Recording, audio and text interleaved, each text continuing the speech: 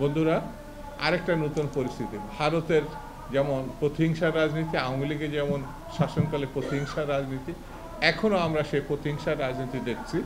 জনগণের ভোটে নির্বাচিত হওয়ার পরেও যাকে ঢাকার মেয়রের দায়িত্ব দেওয়া হয়নি, সেই ছেলেটি ইন্ডিয়ান ইসরা, কোর্ট এখন তার পক্ষে রায় দিয়েছে। এখন সম্পূর্ণ প্রতিহিংসা বশত, দেখবেন এর ব্যাকগ্রাউন্ড বোধহয় ছাত্রলীগ, ব্যাকগ্রাউন্ড ছাত্রলীগ, লুটপাটে চূড়ান্ত করার লক্ষ্যে ইশরাককে ওখানে বসতে দেওয়া হচ্ছে। কোর্টের আইন যদি না মানা হয় তাহলে তাকে বন্য এবং ফ্যাসিস্ট বলা হয়।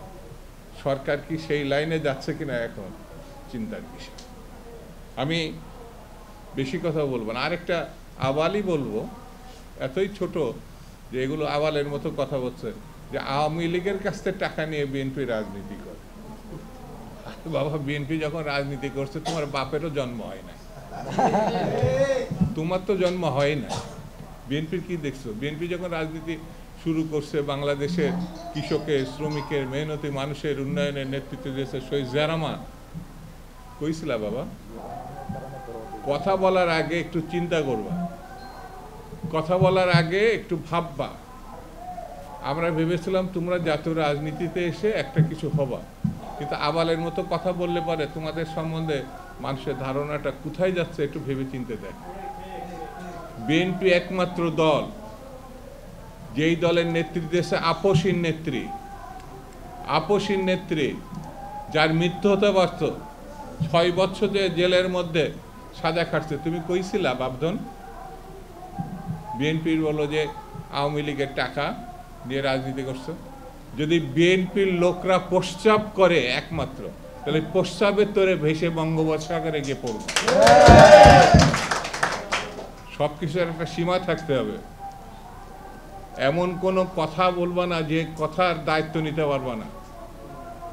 বিএনপি সম্বন্ধে যে অভিযোগ করছো, সেই অভিযোগের জবাব যদি বিএনপি শুধু থুতু ফেলে, সেই থুতুর মধ্যে তোমার খুঁজে পাওয়া যাবে না। সেই জন্য আমি বলবো, হিসাব করে কথা বলা, হিসাব করে চলা, আর গণতান্ত্রিক রীতিনীতি মানা।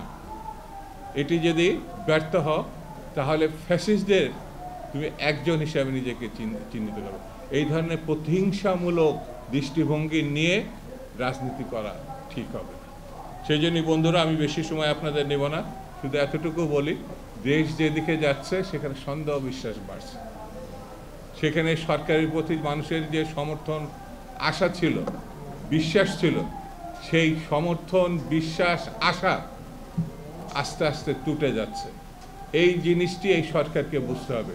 আমরা ডক্টর ইউনূসের মধ্য দিয়েই বাংলাদেশে একটি ভালো নির্বাচন করার প্রত্যাশা করি, কিন্তু ডক্টর ইউনূস যদি ফেল করেন তাহলে পরে স্বাভাবিক কারণে কেয়ারটেকার সরকার যেটি সংবিধানে আগে ছিল সেটা ফিরিয়ে আনতে হবে।